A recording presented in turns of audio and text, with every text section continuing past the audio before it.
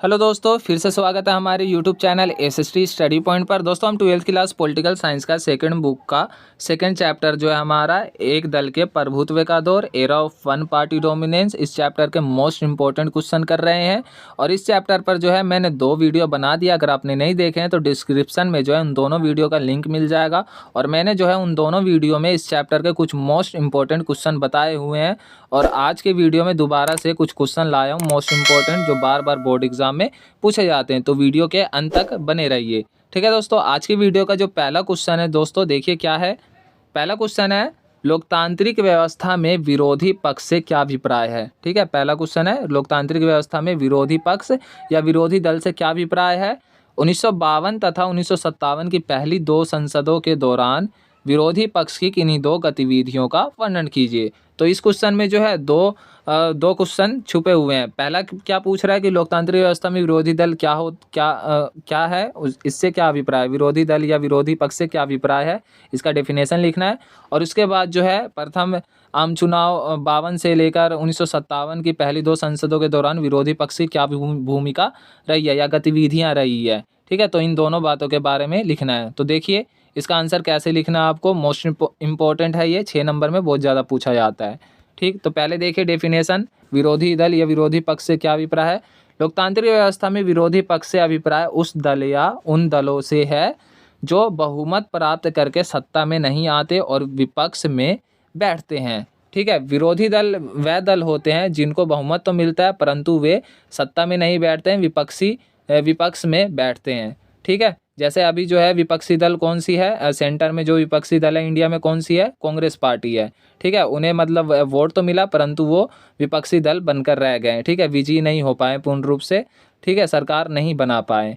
Okay दोस्तों, और दिल्ली में कौन है विपक्षी दल, दिल्ली में आम आदमी पार्टी है।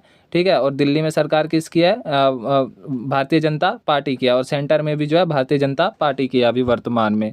तो इसका डेफिनेशन क्या लिखना है आपको कि विपक्षी या विरोधी दल से क्या अभिप्राय है।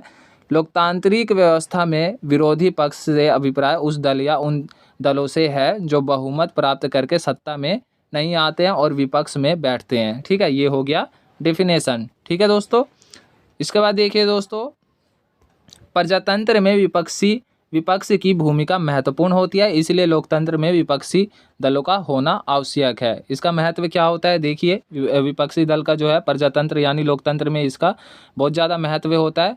तो देखिए कौन कौन से पॉइंट्स आपको लिखने हैं। पहला पॉइंट देखिए, विपक्षी दल सरकार द्वारा शक्ति का दुरुपयोग करने या अपने स्वार्थ की पूर्ति करने के प्रयत्न पर अंकुश लगाते हैं।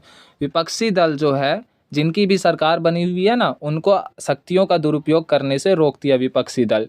ठीक है, विपक्षी दल जो है उनके नीतियों का विरोध करती है, उनकी आलोचना करती है, जिसके कारण जो है सरकार गिरने का खतरा रहता है। और जो विजयी पार्टी है, जो मतलब विजयी पार्टी है, जो शक्ति दल है, जिसकी सरकार है, वो गलत काम करने से फिर डरती है। ठीक है दोस्तों, तो विपक्षी दल जो है सरकार को मनमानी करने से रोकती है। पहला पॉइंट आपको ये लिखना है। ओके, दूसरा पॉइंट देखिए, विपक्षी दलों के कारण ही शासन व्यवस्था का लोकतांत्रिक चरित्र बना रहता है। विपक्षी दल के कारण ही क्या होता है, लोकतांत्रिक व्यवस्था बनी रहती है। अगर विपक्षी दल नहीं होंगे तो क्या होगा, प्रजातंत्र नहीं रहेगा, लोकतंत्र देश जो है लोकतांत्रिक नहीं रहेगा। ठीक है, फिर देश में क्या होगा, एक ही पार्टी का दबदबा बना रहेगा, वो मनमानी करेगी, किसी की सुनेगी नहीं फिर वो। ठीक है, तो तानाशाही शासन स्थापित हो जाएगा अगर विपक्षी दल नहीं रहेगा तो। ठीक है दोस्तों, इसके बाद देखिए, स्वतंत्रता के पश्चात 1952 से 1967 तक के समय में हमारे देश में एक दल कांग्रेस का प्रभुत्व रहा। इस दौरान लोकसभा में विपक्षी दलों को नाम मात्र का प्रतिनिधित्व प्राप्त हुआ था, परंतु एक दल के प्रभुत्व के युग में भी विपक्षी दलों ने महत्वपूर्ण भूमिका निभाई। इसके पक्ष में निम्नलिखित तर्क दिए जा सकते हैं।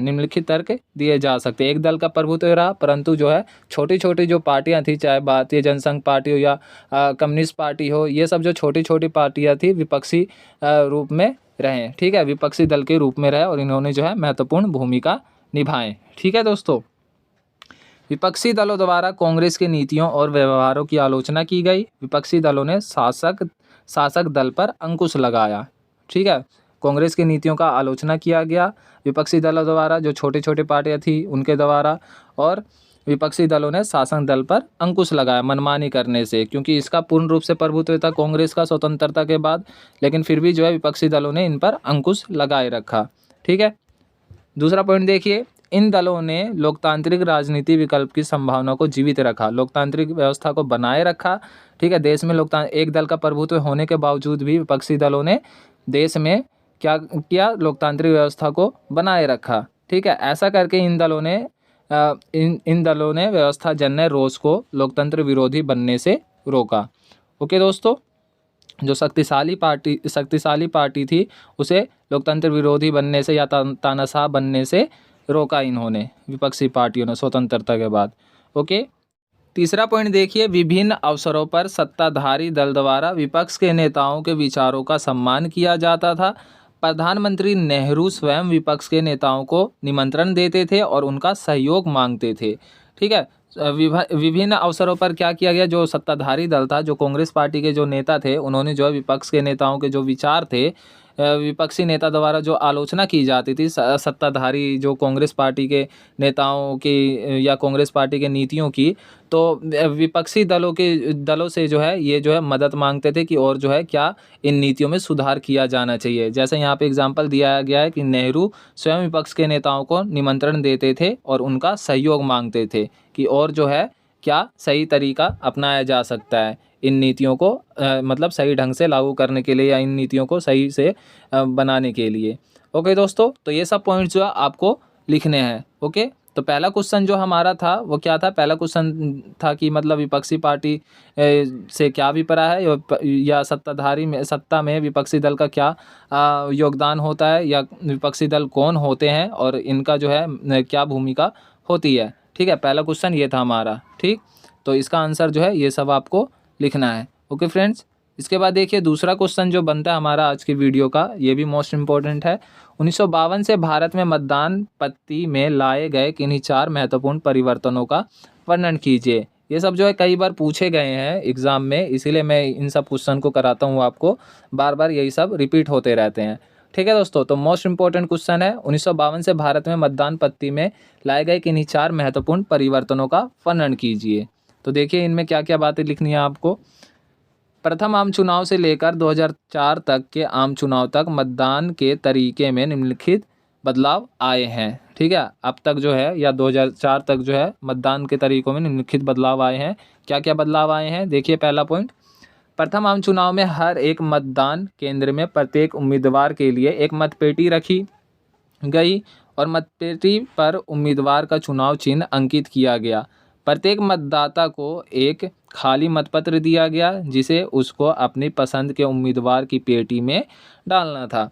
तो मतलब साक्षरता दर बहुत कम थी स्वतंत्रता के समय, प्रथम आम चुनाव जब कराया गया था तो शिक्षित लोग बहुत कम थे।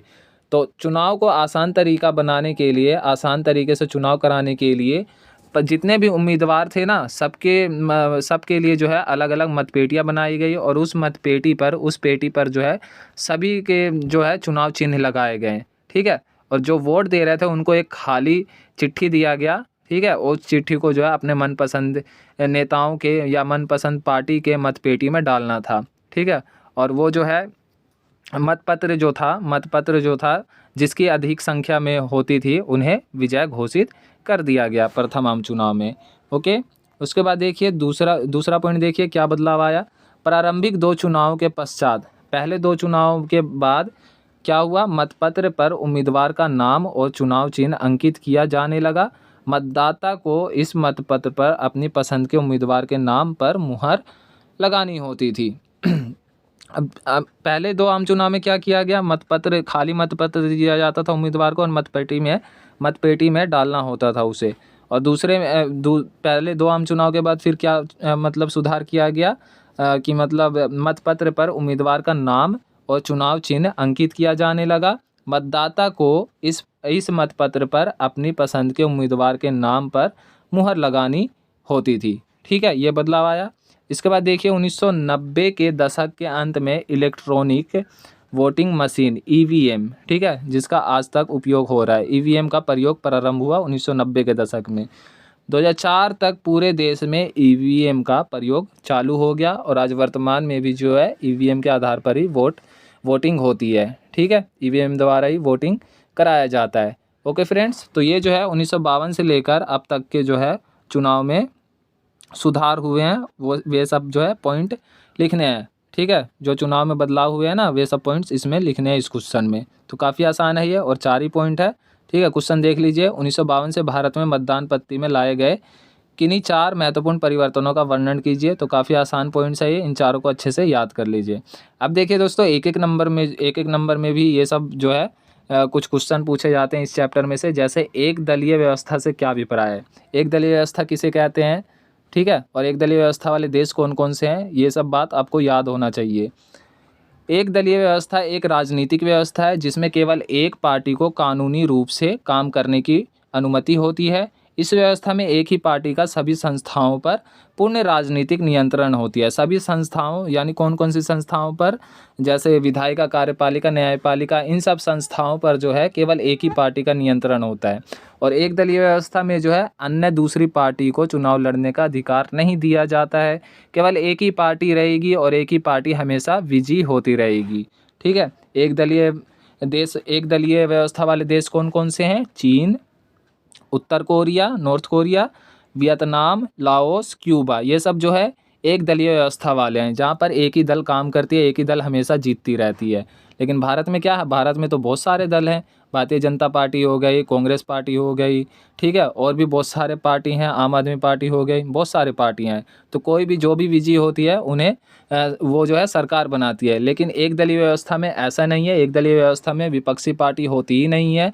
यहाँ पर जो है एक मतलब तानाशाही शासन होता है और एक ही दल का हमेशा नियंत्रण रहता है सभी संस्थाओं पर, विधायिका, कार्यपालिका, न्यायपालिका पर, और एक ही पार्टी जो है हमेशा जीतती रहती है। लोगों के पास जो है कोई दूसरे पार्टी चुनने का अधिकार नहीं होता है एक दलीय व्यवस्था में, ठीक। इसके देश जो है ये सब है, चीन, उत्तर कोरिया, वियतनाम, लाओस, क्यूबा, ठीक है। तो ये सब जो है MCQ टाइप के क्वेश्चन में काफ़ी ज़्यादा पूछे जाते हैं, और एक दलीय व्यवस्था जो डेफिनेशन है 1 नंबर में बहुत ज़्यादा पूछा जाता है।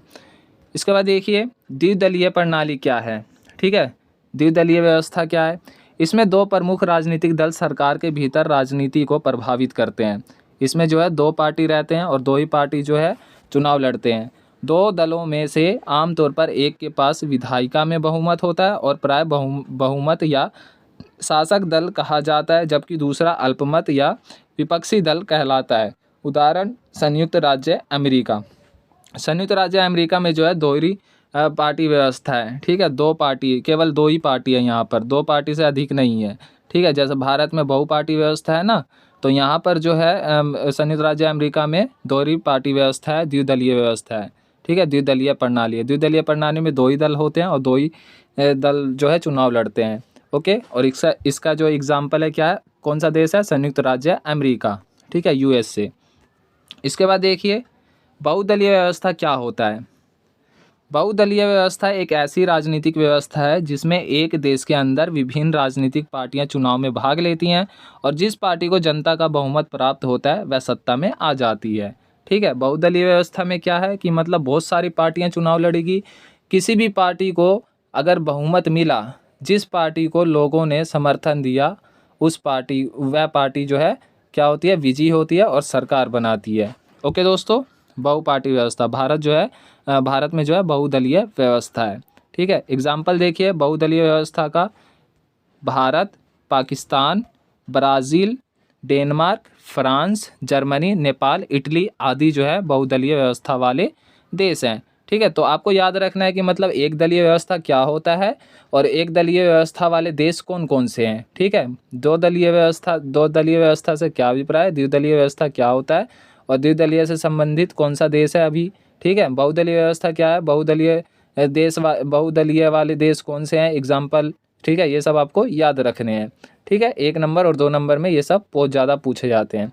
ओके फ्रेंड्स, आई होप कि दोस्तों आज का वीडियो आपको अच्छा लगा होगा, और ये सब क्वेश्चन जो है मोस्ट इम्पोर्टेंट है, इनको आप अच्छे से याद कर लें, ठीक है दोस्तों वीडियो अच्छी लगी तो लाइक करें, कमेंट करके बताएं, और अगर आप नए हैं तो चैनल को सब्सक्राइब भी ज़रूर कर दीजिए। ओके।